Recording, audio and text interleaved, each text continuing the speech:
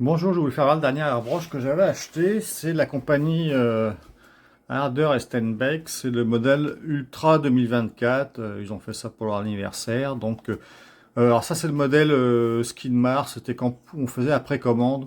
On pouvait avoir la série limitée, mais c'est le même que vous avez sur le site internet qui est pas en couleur. Donc voilà, c'est la boîte. C'est un peu comme tous les airbrush de la compagnie. Vous avez la petite cup que vous mettez dessus. Donc en fait, ils ont fait un modèle avec, vous voyez, il n'y a rien derrière pour régler. Et ils ont fait une bague ici avec des pré-réglages.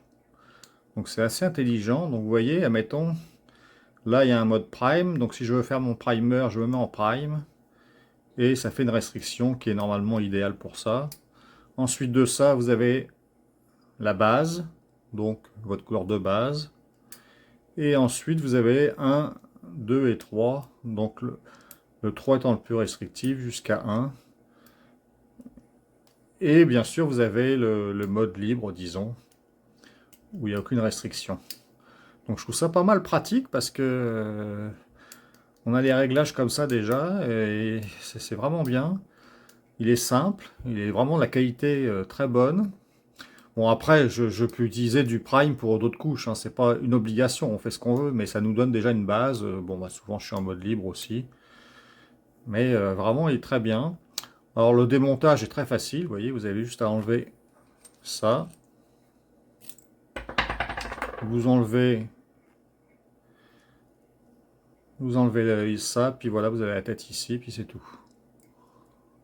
Donc c'est assez simple.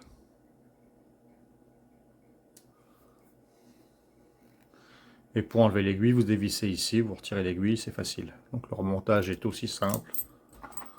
Donc c'est vraiment, pour le nettoyage et tout, c'est un jeu d'enfant. C'est vraiment très bien. Alors il y a deux choses que j'aime pas trop. Leur système de... Bah, ils ont fait ça parce qu'on peut prendre des plus grandes, des plus petites.